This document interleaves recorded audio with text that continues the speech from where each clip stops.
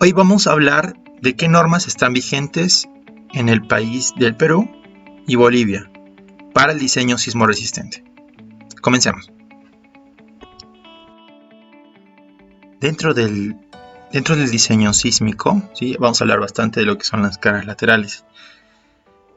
Estas cargas laterales son o de viento, ¿sí? O de sismo. Bueno, estas de acá, por ejemplo, cualquier estructura diseñada, sea sismo resistente o aporticada de cualquier tipo de material, sea acero o hormigón, se tiene que considerar cómo es el nivel de empotramiento y también se tiene que ver cuál es el diseño filosófico al momento que ustedes diseñan una estructura. Para eso tenemos las normas, ¿no? Ahora, las normas están basadas en bastantes investigaciones, tanto de suelos como de estructuras. Y es por eso que tenemos dos métodos de análisis sísmicos, por el tema determinístico, que va a ser el de las fuerzas equivalentes, y también el análisis probabilístico, que es con aceleraciones y con una, bueno, es bastante bien amplio del tema de probabilístico, ¿no? Vamos a ver los dos y cómo responden estos dos a las normas, tanto peruana como la boliviana, ¿no? En Bolivia no tenemos nosotros una norma boliviana con el tema determinístico, solamente tenemos el diseño probabilístico, que es con un espectro basado en pseudoaceleraciones, ¿no? Eso les voy a explicar más adelante de lo que se trata de esa gráfica, ¿no? Eh, También vamos a usar lo que sería el ACCE para referencias, porque en realidad, si ustedes comparan, voy a poner, por ejemplo, una pequeña comparación, voy a escribir. Si ustedes comparan, mejor en otro lado, a ver, acá está.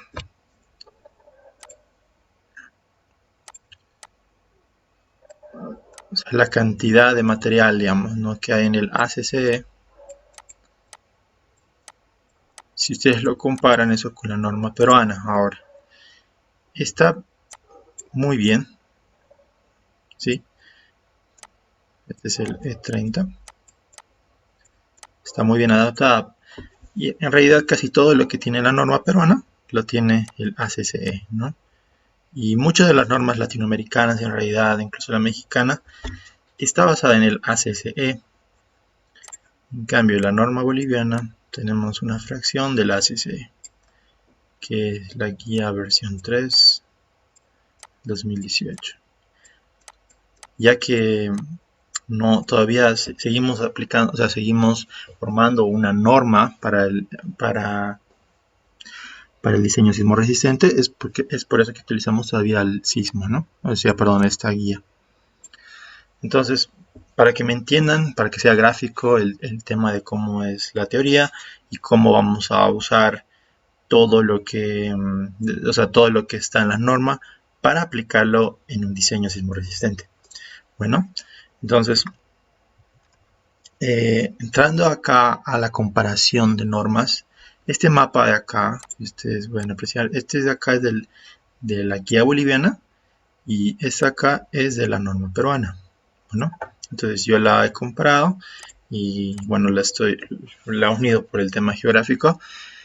Y bueno, ahora en mi caso yo voy a trabajar aquí en Cochabamba, que es aquí por acá.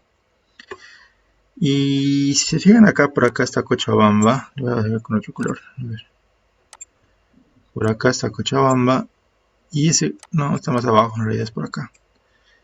Y ese color se parece mucho a este color, que es más o menos la guía de la zona 3, ¿no? Entonces, a pesar de que la zona 3 aquí no está a la misma altura, ¿verdad? Y es justamente por esta zona amarilla. La zona amarilla tiene, tiene una aceleración del suelo más leve que la que está aquí al medio. Y es por eso que incluso en la norma boliviana, en la norma 4, nosotros vamos a encontrar con una aceleración menor a la zona 3. O sea, para que sepan ustedes, ¿no? Entonces, este diseño, por si acaso esto está mal, porque este es 2018, ya se me faltó corregir. Lo bueno de la norma peruana es que ellos cada cierto tiempo, cada 2 o 3 años, están modificando su norma para modificar sus espectros con mucho más datos. Una de las razones que no tenemos nosotros también una norma es porque nos falta un instrumento que es muy, pero muy necesario para obtener datos, que en realidad son las acelerogramas, ¿no? A ver, si ustedes buscan esto en el internet, acelerogramas, ¿no? Sí, entonces cualquier país que tenga un estudio o un ministerio o la política se enfoque en la investigación, van a tener buenas normativas de sismoresistencia. Cada país tiene su propia guía por eso.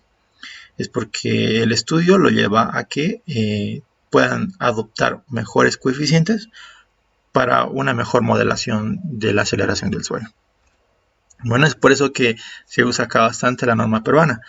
Y la verdad es muy útil saber esto acá para que nosotros también entendamos cómo es que funciona el análisis sísmico en la norma americana, que es un poco más detallado, ¿no?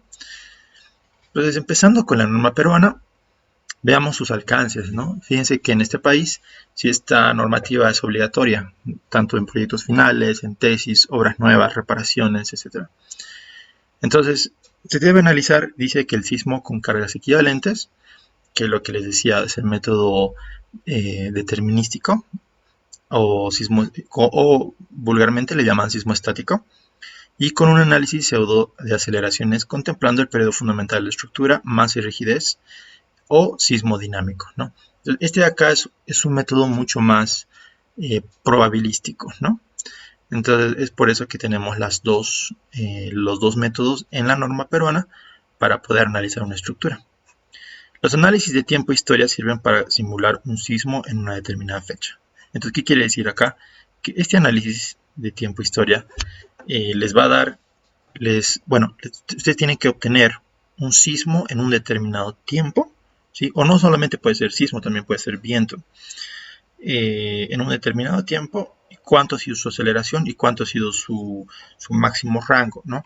Entonces, en un sismómetro o en una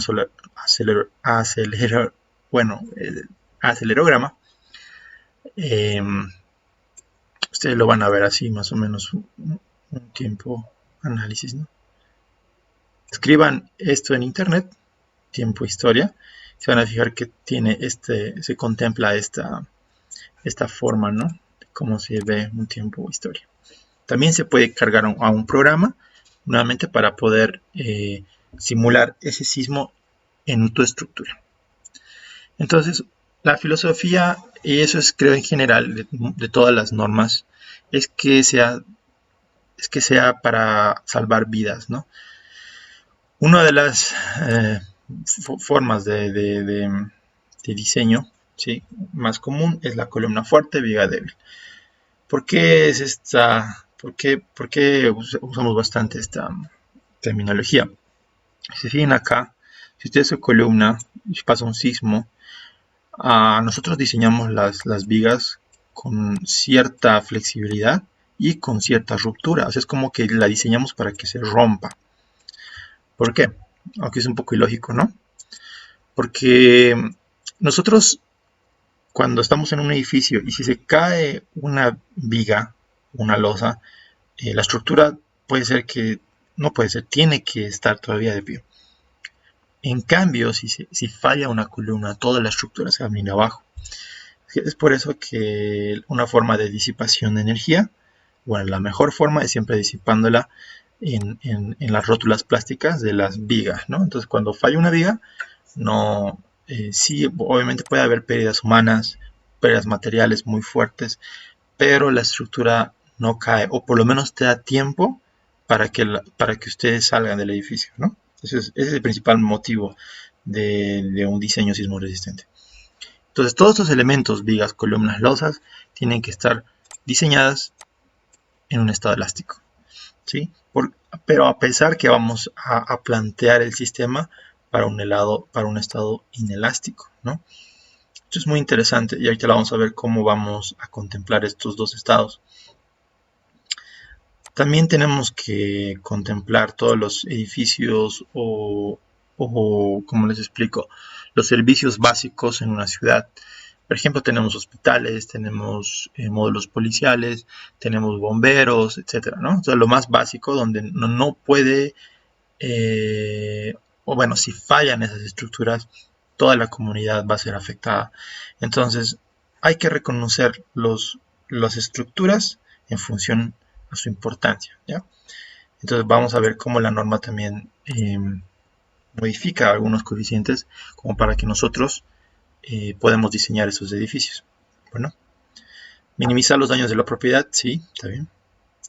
Entonces, basados en el comportamiento estructural, esto ya lo hemos visto alguna vez en resistencia de materiales, ¿verdad?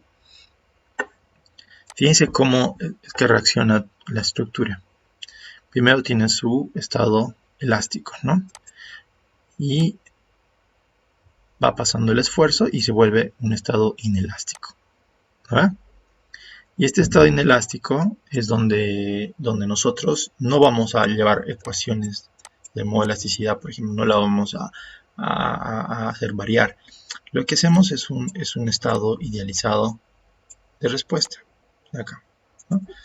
Entonces lo que vamos a en realidad hacer es calcular el estado idealizado multiplicándolo por un factor de coeficientes de reducción. Y eso lo voy a mostrar en un paso donde está al momento de calcular los espectros de respuesta. Y ahorita les voy a decir cómo. Entonces, nosotros siempre vamos a diseñar las estructuras en este espacio, ¿no? Siempre. Entonces, ya, entonces la concepción estructural, acuérdense que tenemos que hablar de simetría en la distribución de masas, peso mínimo, especialmente los últimos pisos. Todo esto de acá está contemplado en la normativa también del ACC y también de cada país como normativas de carga, ¿no? Selección y uso adecuado de los materiales, también resistencia adecuada frente a las cargas laterales, continuidad estructural. La continuidad estructural también vamos a contemplar, es un paso muy importante. Ductilidad estructural, que es también muy importante. Acuérdense que cualquier material, como, bueno, para que voy a escribir eso, si tengo aquí el ejemplo arriba, ¿no? Este es el material. Acuérdense que si ustedes tienen un material que hace esto, que es elástico por un tiempo, y después la parte inelástica llega a un punto y se rompe, ¿no? Esto es un material frágil, a pesar que tiene bastante elasticidad. En el caso de aquí abajo, si ustedes lo llevan hasta un cierto punto, ¿ya? Al esfuerzo, y ya empieza a deformarse, pero esta deformación es bastante amplia, ¿no? Entonces es como que bastante flexible, por así decirlo. Entonces este material sí es dúctil, y es donde tenemos que, es el punto donde tenemos que trabajar nosotros en todo el tema de diseño.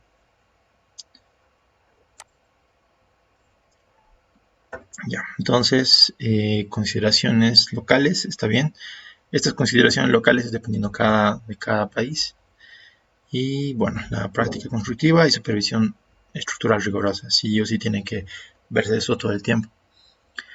Ahora, estos conceptos, esto está en función a la norma E30.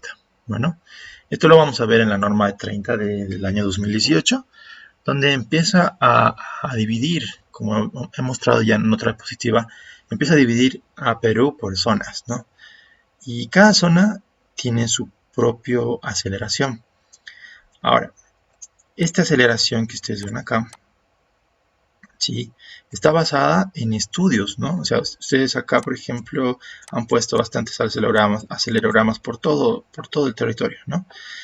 Y han captado cómo es que reacciona el suelo dependiendo de un sismo, ¿no?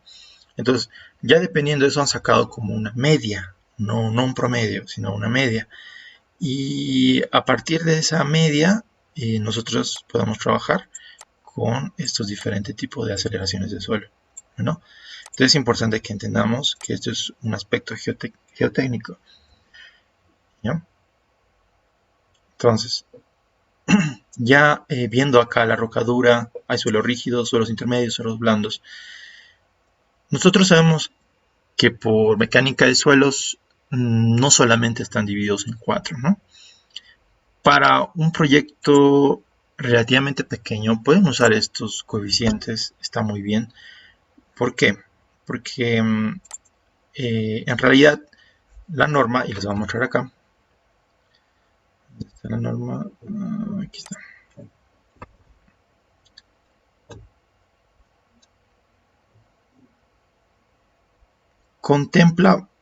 Contempla perfiles, ¿sí?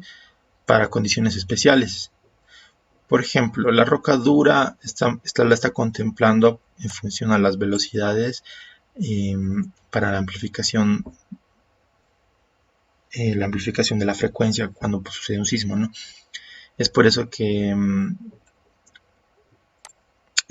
acá vemos velocidades. Bueno, velocidades de 500, 1500 y hay como entre 500 y 1500. O sea, no hay un, ¿cómo les digo? Esto es como un promedio de velocidades también.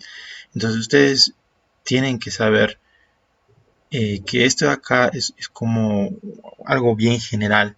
Si ustedes quieren hacer un proyecto así más específico, tendrían que llamar a un ingeniero geotecnista y que les dé esta información a partir de pruebas, ¿no? Como el N60, aquí está, ¿no ve? También puede ser con proyecciones de métodos triaxiales, por ejemplo, para saber las velocidades, bueno, para saber los tipos de suelos que hay en su zona de su estudio. Pero eso les digo que utilizan más en edificios grandes, ¿no? Para nosotros no es tan relevante ser algo tan específico, así que podemos utilizar nosotros lo que nos dice la norma, o sea, que son promedios de suelos, más o menos, ¿no? Entonces, volviendo acá a la presentación. Vamos a usar, por ejemplo, lo que es rocadura, suelos rígidos, suelos intermedios, y aquí se divide por números, ¿no? Y esos números también están en función de las zonas. Las zonas las acabamos de ver acá, ¿no? Entonces, dependiendo de tu suelo, donde va a estar tu estructura, y dependiendo de tu zona, vas a elegir estos coeficientes, ¿sí? Que en realidad son coeficientes de amplificación de tu suelo. En el anterior video les he dicho que tanto el suelo como la estructura tienen periodos, ¿no? Entonces, en este curso que les estoy dando, no voy a entrar en mucho detalle geotecnista, ni mucho detalle tampoco estructural. Nos vamos a basar más que todo en la parte práctica.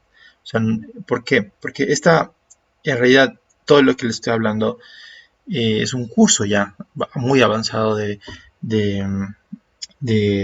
bueno, sísmica, ¿no? Sísmica y respuesta de edificios, que son bastantes clases. Así que lo que yo estoy haciendo es resumir todo lo más que pueda. Y tal vez me tarde media hora en haciendo ese video. Bueno, así que tengan paciencia. Es el resumen del resumen del resumen de lo que les estoy dando. Así que acá en los periodos, claro, estos periodos, ¿sí? También nos va a ayudar a construir lo que sería el espectro de respuesta de nuestro suelo. Bueno, van a fijarse que el espectro siempre tiene esta forma y que estos puntos de acá, estos puntos de acá que son los límites, ¿sí? Les va a ayudar para construir su espectro. Este es TP, este acá y este es TL. Bueno, entonces eso también está funcionando a su perfil de suelo. Ya, entonces aquí podemos ver una mejor imagen de lo que es la respuesta. Entonces, fíjense que esta respuesta, o perdón, claro, este espectro de respuesta está en función a qué. Como estamos hablando del primer método, que es el método determinístico, o que les dije que se llamaba el sismo estático, este gráfico va a estar basado en en el coeficiente de respuesta sísmico, perdón, el coeficiente del sistema sísmico y el periodo. Bueno, entonces acá tenemos cómo vamos a dibujar nuestro espectro. Va a estar en función de estas tres limitantes y tenemos tres ecuaciones para esas tres limitantes. Para el primero, que dice que es T menor a TP, ¿sí? Este es por ese caso, este es del ACCE. Bueno, para el ACCE esto es TP, perdón, para la norma americana. Para la norma peruana es TP, norma americana TS. ¿Ya? Así que aquí me había confundido, ¿no? Entonces acá, esto es TP y esto es TL. Sí, esto está mejor. Entonces, esos límites están ahí. Yo lo que les había puesto más arriba estaba mal. Estos dos límites son los que tenemos que ver. Entonces, este es TL y este es TP. Entonces, acá empieza desde un punto. Esta curva de acá que tenemos acá es para estructuras con un periodo muy chiquito. Generalmente se consideran para estructuras de un piso, dos pisos, para estructuras muy rígidas, ¿no?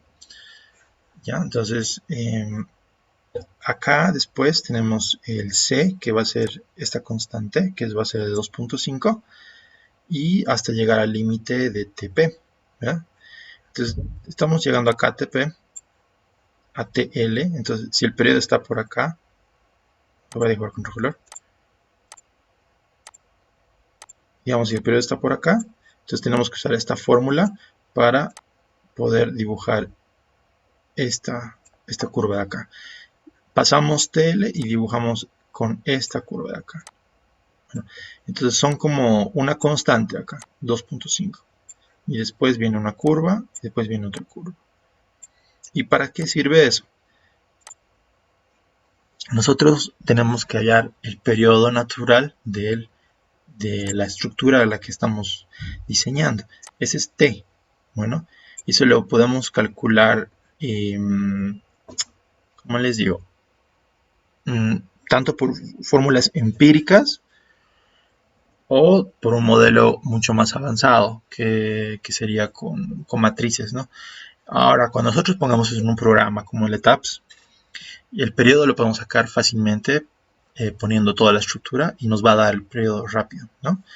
Pero si ustedes no tienen esa facilidad del programa estructural, aquí la norma les da, por ejemplo, una forma de calcular su periodo.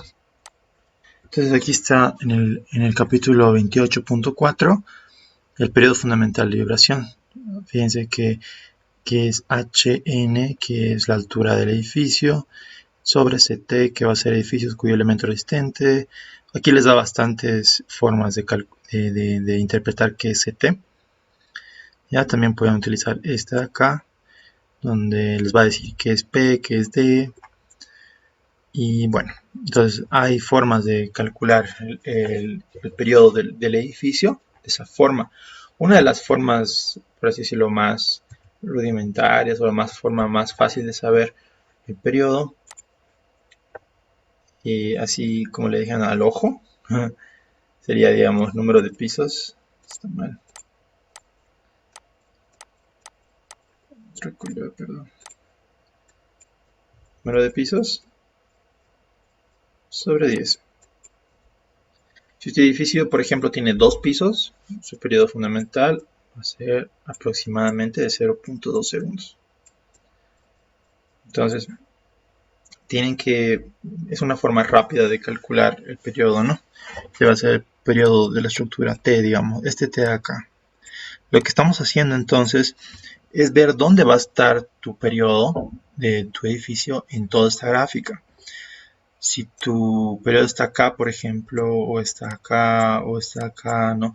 Eso va a depender de tu estructura, ¿no? Y entonces continuaremos. Después tenemos que ver lo que serían la categoría de las edificaciones, donde vamos a ver que hay edificaciones esenciales, como les hablé al principio, edificaciones importantes, edificaciones comunes. En realidad, este U que ven acá es de amplificación, para que ustedes mayoren un poco el sismo, ¿no? Eso es para que el edificio, a pesar de que venga un sismo fuerte, pueda resistir la estructura, ¿no? Entonces, para eso se crean categorías. Generalmente esta mayoración es bastante amplia, aunque no parece mucho 1.3 a 1.5, pero como la gráfica es exponencial y estamos trabajando con fuerzas bien grandes, este porcentaje sí es bastante grande, de 1.3 a 1.5 y mayor aún de 1 a 1.3. Entonces fíjense que estructuras están o edificaciones están incorporadas en cada categoría y tenemos que elegir una de esas de esta tabla. Ahora, el coeficiente de reducción de fuerza sísmica R está basado en tres variables, ¿no? Uno que es el coeficiente básico de reducción, que se basa en qué sistema estructural está basado tu modelo. ¿Sí? Puede ser acero o puede ser hormigón, ¿no?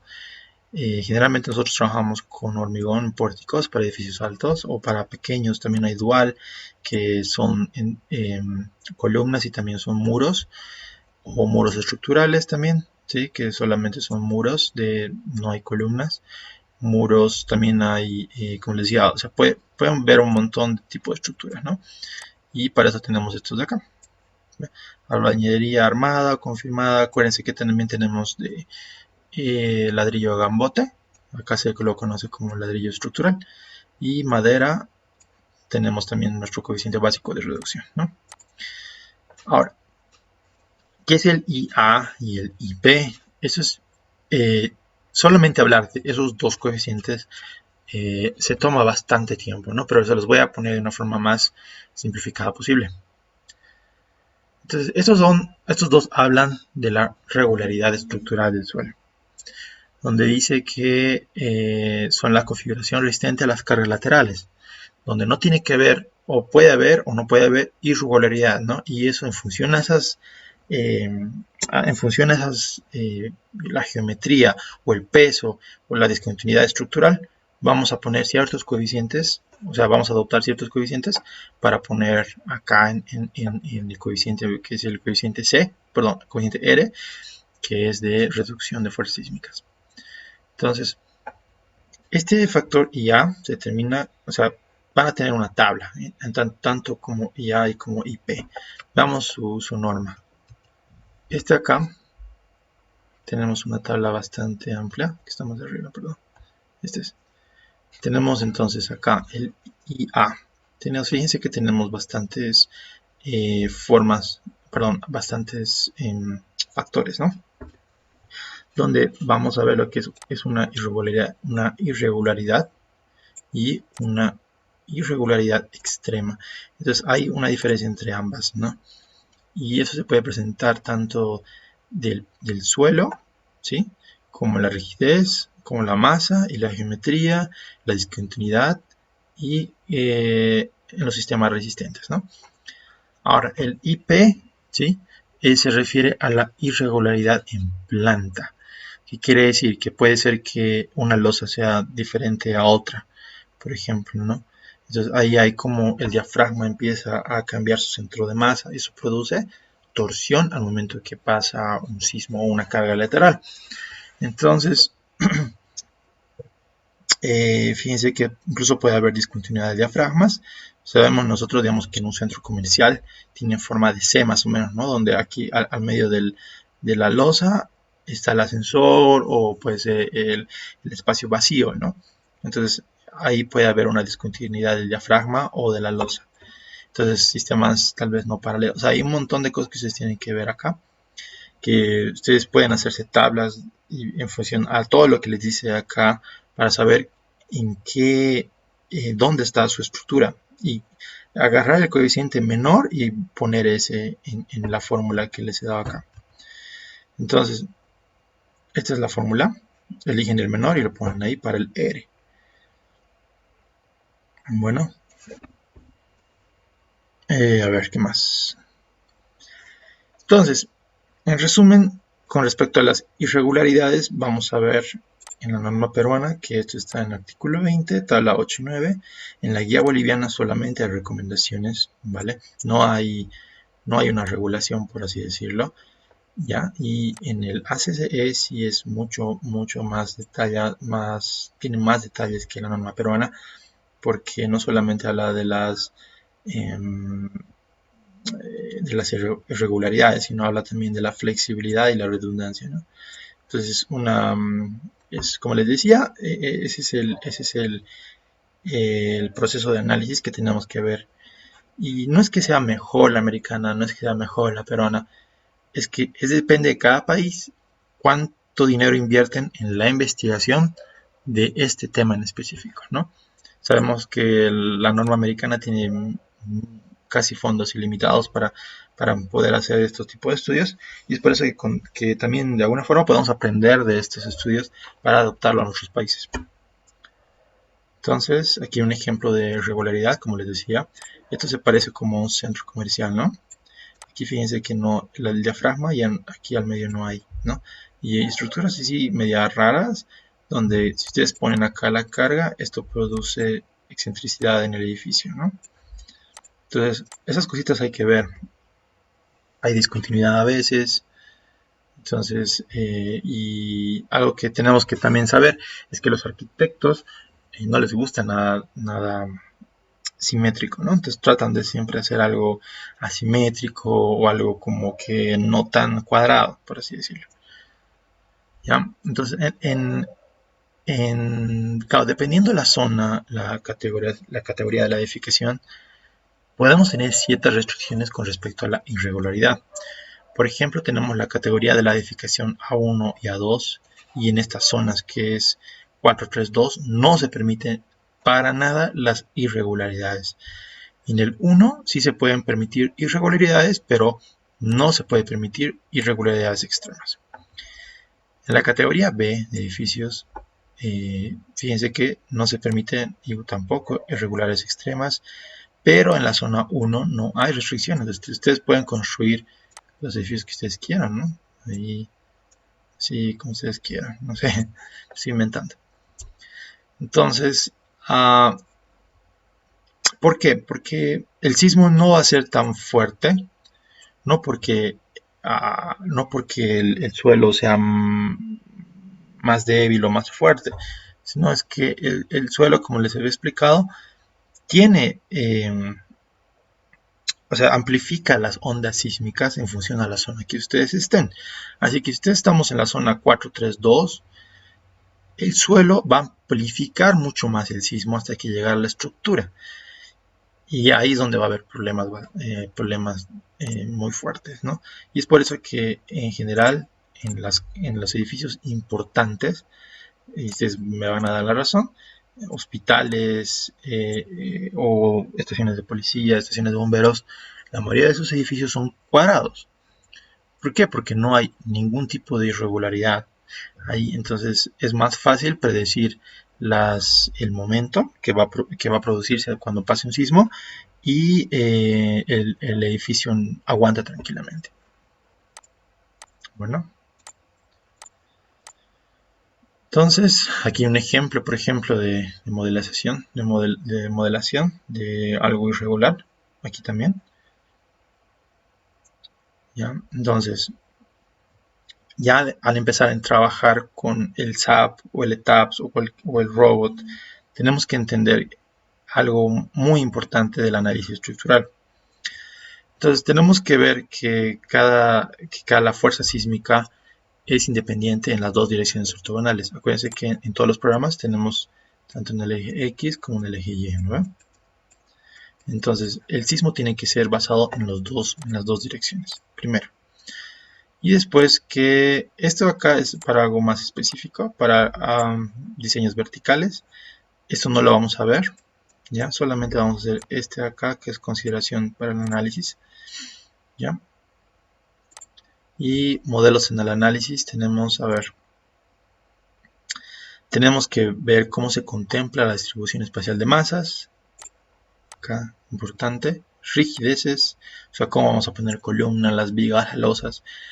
Ya, entonces tenemos que especificar si es concreto armado, albañilería. Entonces, todas esas cositas tenemos que ver, ¿no? Y una cosa bien importante, esta acá.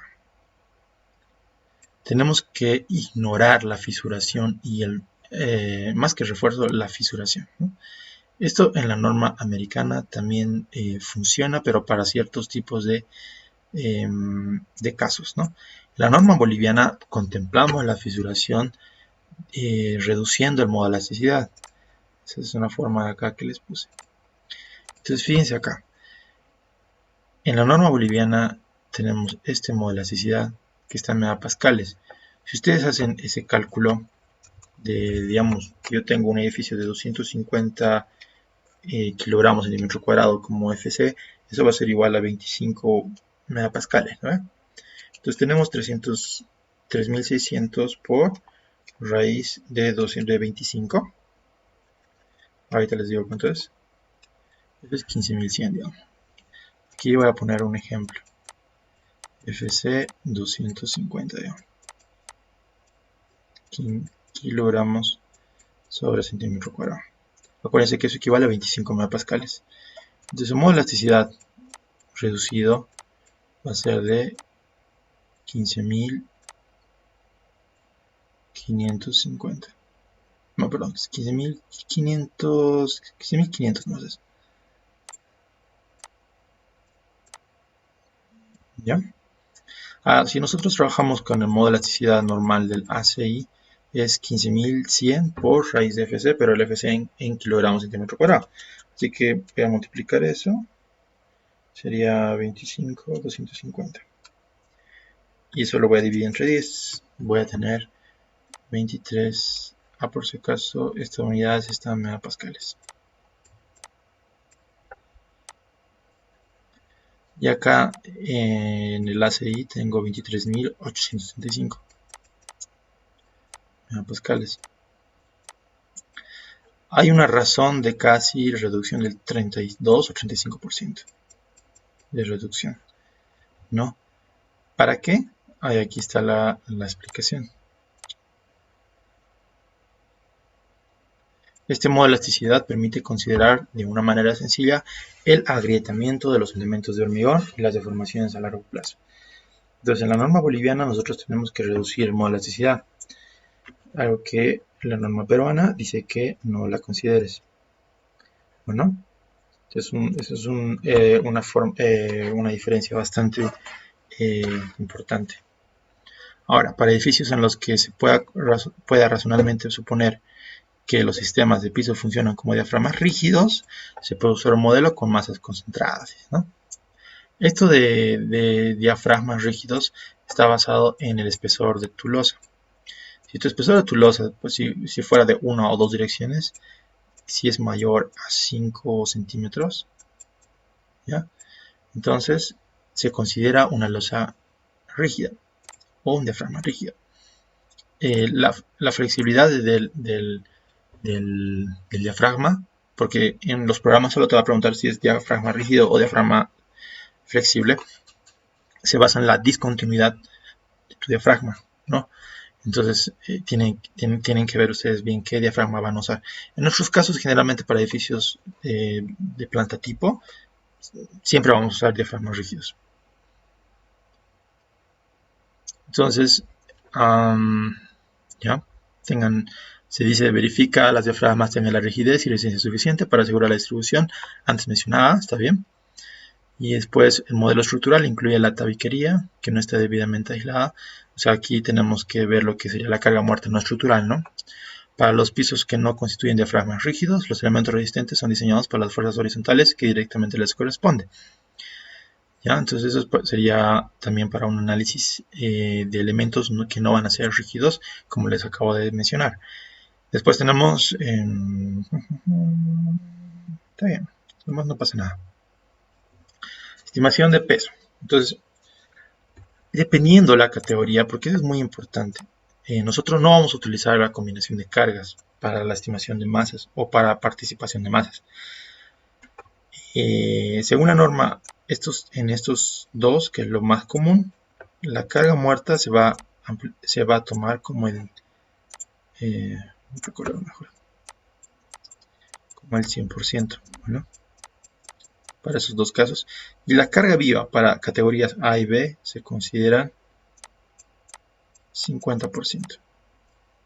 Si ustedes han puesto carga viva y carga muerta en las losas, la participación de masas, ¿sí?, es la probabilidad máxima, es la, ¿cómo es? La participación máxima probabilística que actúe al momento del sismo. Entonces siempre vamos a considerar el 100% de la carga muerta y vamos a considerar que está el edificio está 50%, digamos, ocupado, ¿no? Para para categoría C, esto ya se reduce a 25% de la carga viva. Entonces en el C incluso ya reduce la carga muerta, ¿no? Y en la azotea se toma 25 carga viva también en la carga viva. Entonces hay que ver cómo vamos a trabajar con la participación de masas para empezar a trabajar lo que es la teoría dinámica, ¿no? Porque en la teoría dinámica, acuérdense que hablamos del factor masa. Entonces, ¿dónde sale esa masa? Sale de aquí. ¿Ya? Entonces, eso sería por el lado estático. O sea, todo lo que necesitamos para el estático e inclusive para el dinámico. Hay algunas cositas que vamos a usar de ahí para el análisis dinámico. Pero ahora voy a calcular las fuerzas, ¿no? Entonces, acuérdense que es todos esos valores que hemos calculado, que es el Z, U, S, C, ¿sí? Incluso el ER también. Son valores ajustables dependiendo dónde van a estar y qué tipo de estructura están trabajando. Entonces, allá en Perú le llaman bastante esto el valor SUX, ¿no? Sobre R. Nosotros vamos a trabajar aquí en el lado, nuevamente, en el lado elástico, ¿ya? Y para calcular los desplazamientos, como les digo, inelásticos, simplemente lo vamos a multiplicar por porcentaje de R. Y en la norma dice que tenemos que multiplicar por 0,75 de R o 0,85 de R. Y ahorita vamos a ver la condición, ¿ya? Entonces, a ver, análisis estático. Estamos trabajando con todos los factores que hemos hallado en función al sitio donde estamos trabajando y lo vamos a multiplicar por P, ¿no? Que P también está basado en la masa. ¿Se acuerdan que les dije que vamos a poner 50% de la cara viva y 100% de la cara muerta? Eso va para todos, ¿no? Si ustedes suman todo eso, ¿sí?, lo llegan hasta acá, ese es P, que es el total de la participación de masas, toda la estructura. Si ustedes multiplican todo eso por P, tenemos algo que hablan bastante en sismos, ¿no?, que es la cortante basal. Esa es la carga máxima en la parte de abajo, por así decirlo, del edificio, ¿no? Entonces, lo que ustedes y nosotros hacemos con esta forma determinística es hallar cuánto vale esta carga en cada diafragma. Entonces se va amplificando esa realidad mientras va subiendo más.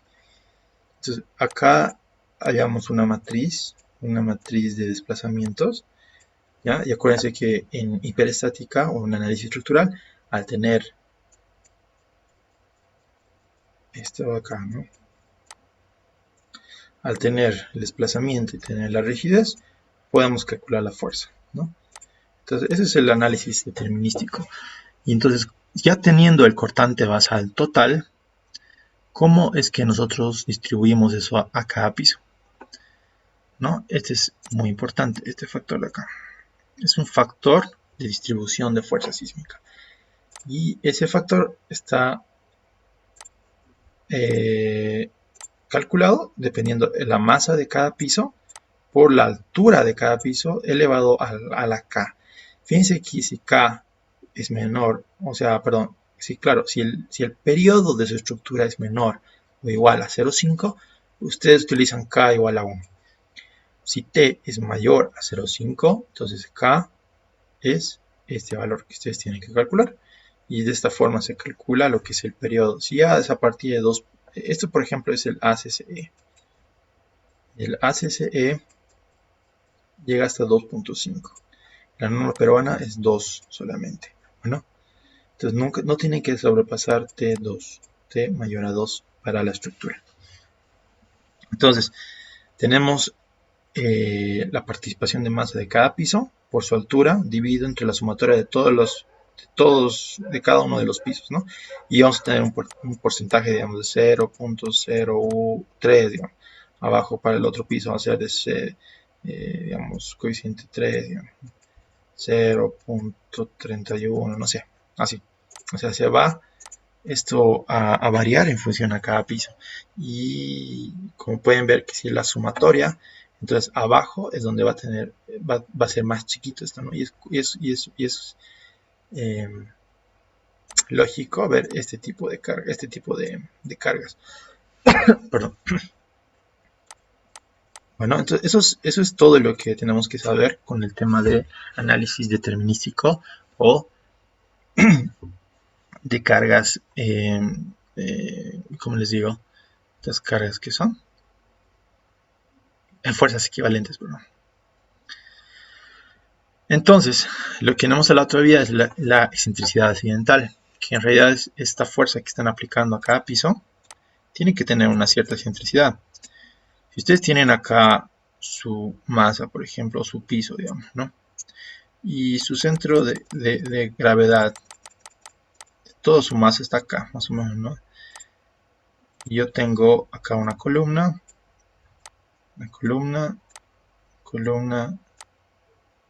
y aquí tengo un muro. Así. Este es un muro, o le llaman también el muro de corte, ¿no? Que va desde abajo hasta arriba. Entonces, el centro rígido de todo este piso va a estar yendo al lado donde está más rígido la estructura. Bueno, entonces aquí va a producir una cierta excentricidad. Bueno, si aquí hubiera otro muro, ¿sí? Esto como que se equilibra y va ya más al medio, ¿no? Y la excentricidad es poca. Si aquí hay otro muro, entonces el centro de acá se va a ir más o menos por acá arriba, ¿no? Entonces aquí vemos que el centro de gravedad o centro de masas no van a ser nunca igual al centro rígido, ¿no? Al centro, bueno, el centro rígido de cada piso. Y es como este ejemplo de acá. Si ustedes vamos a poner cada piso una fuerza, va a ir dirigida idealmente a la carga, perdón, al centro de masas, ¿no? Que acabo de explicarles, pero por cuestiones constructivas se considera una excentricidad accidental, por así decirlo, ¿no? Porque sabemos que la rigidez de todos los elementos pueden variar, ¿no? Entonces puede estar por acá su centro, por acá, no sé.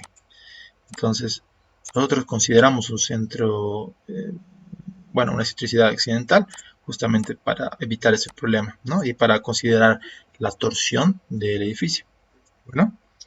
Entonces es un dato muy importante. Si ustedes lo quieren calcular cuando su edificio es muy irregular, tendrían que calcular de esta forma, que es 0.05 de LX y 0.05 de LY, digamos, ¿no? También hay formas de calcular esto, también que es en la norma, ustedes lo pueden ver. Este es el ejemplo que les decía más antes, ¿no? Este es el centro de masa, y este es el centro rígido, ¿no? De la estructura. Entonces, donde va a estar más en el lado izquierdo, se va a ver como un extremo rígido y el otro un extremo flexible. Entonces, es muy importante también que su estructura sea lo más simétrica posible. No es bueno poner esto, por si acaso. Nunca es bueno porque mientras más alejado esté el centro rígido al centro de masas, va a haber más torsión, ¿no? Y entonces sabemos que las estructuras, cuando hay torsión, es bien peligroso. Entonces, entrando al análisis dinámico modelaje espectral, en realidad vamos a usar todo lo que hemos usado del SUX, ¿sí? Y lo vamos a multiplicar por la gravedad. ¿Qué diferencia hay entre este método y el otro? En el primero, les decía que vemos dónde está el periodo en el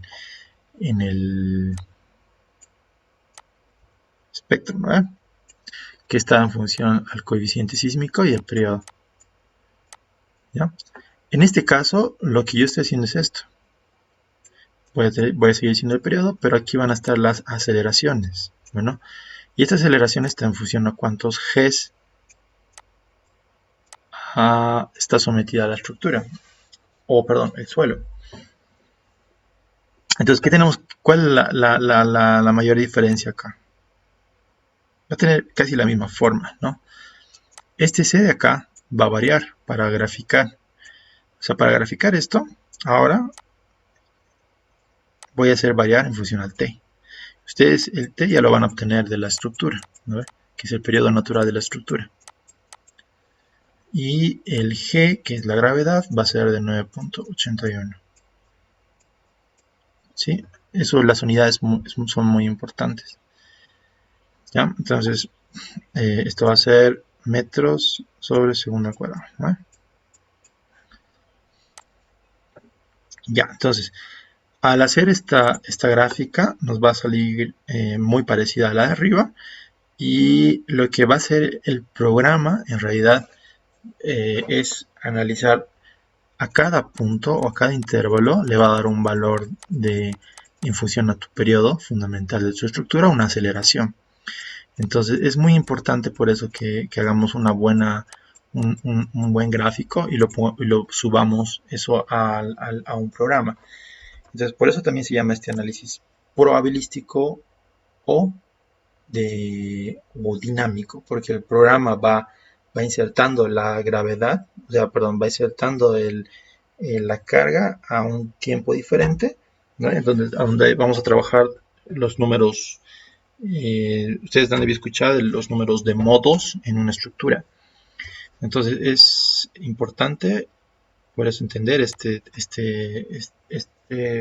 esta forma de analizar. Ya, entonces aquí tenemos la pseudoaceleración, que es el sux sobre r por la gravedad. Bueno, entonces yo les he dado acá el ejemplo que les decía más arriba. Dependiendo la zona, por ejemplo, yo estoy en la zona 1, zona 2 de Perú. Entonces, haya habido bastantes sismogramas y también acelerogramas, donde, por ejemplo, me ha dado valores así, ¿no?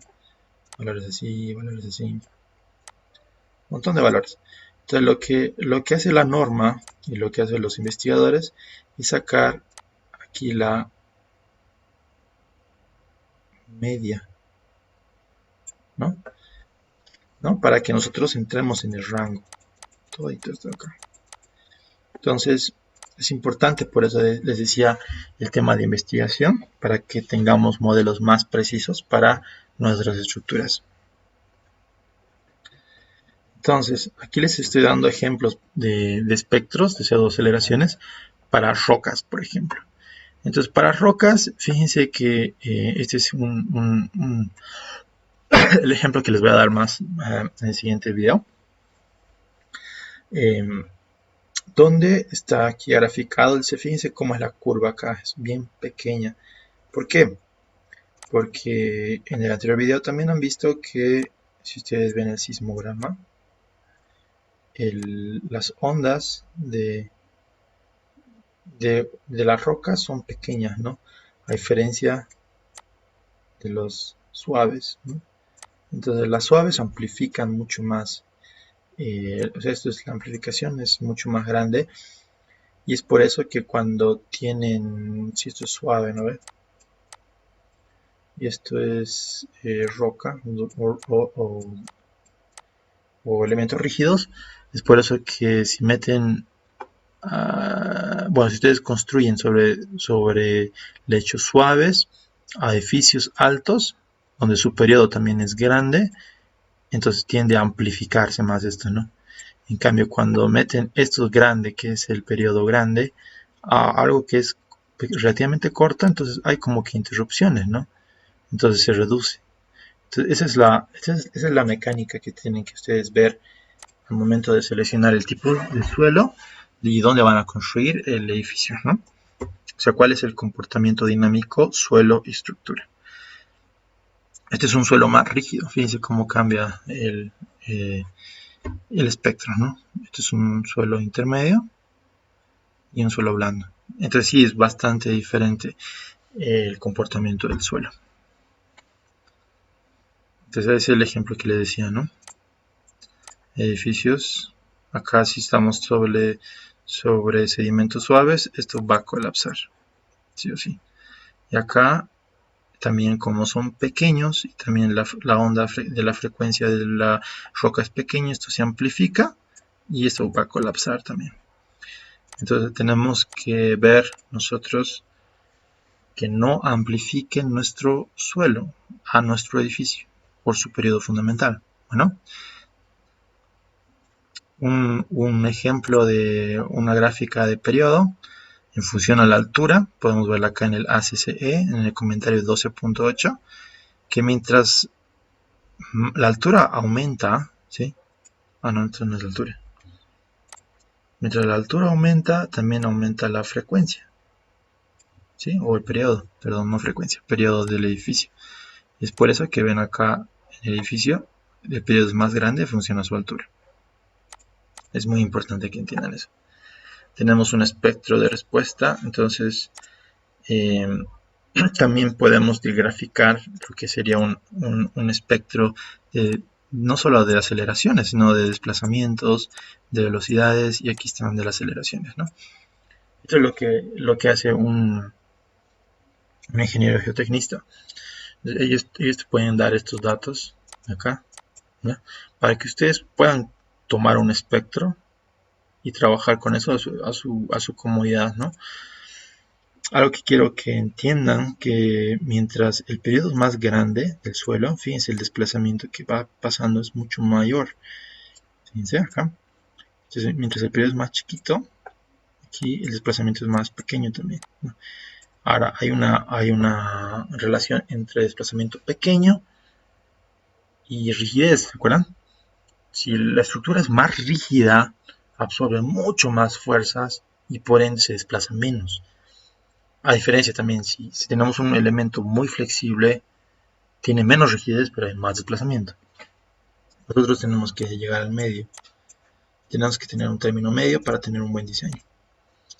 Entonces, ese término medio se basa en control de deformaciones o derivas, ¿no? Estas derivas, ¿no? O sea, el tema de las derivas es sencillo, para entenderlo. Si nosotros tenemos esta, que es la deformación total, digamos, del piso 2, la deformación total del piso 1, las derivas no es nada más que decir, digamos, yo tengo la deriva 2, que es igual al desplazamiento en el 2, en el piso 2, menos el desplazamiento en 1, dividido entre el piso, L2. Y eso es la deriva. En el programa estructural nosotros podemos ver la deriva máxima, que es el máximo drift. Entonces, esto en inglés es drift, ¿no? Y acá le da distorsión entre pisos, lo que le llama la norma peruana. Para hormigón armado, nuestra máxima deriva tiene que ser de 0.007. ¿Por qué estamos contando derivas? Por esto, ¿no? Ustedes le ponen pausa, tal vez al video, vean todo lo que tienen que cumplir porque estamos controlando derivas, ¿no? Pero en resumen es que no haya daños en los sistemas no estructurales, quiere decir ventanas, muros, revoques, ¿no? Y pisos, etc. Entonces, para un edificio, para que no tenga esos daños, se tienen que cumplir las normativas de derivas. Esto está en inglés, que es el análisis lineal, que es un análisis modal con un espectro que básicamente ya les dije qué es. Me faltó traducir eso. Esto también está en la norma peruana, número de modos y la respuesta modal. Que tiene lo único que tienen que entender es que la participación de las masas tiene que ser arriba del 90%, y eso lo vamos a ver también en el programa. Ya, entonces, y al momento de analizar espectros, ¿sí? ¿Cómo les digo? A ver.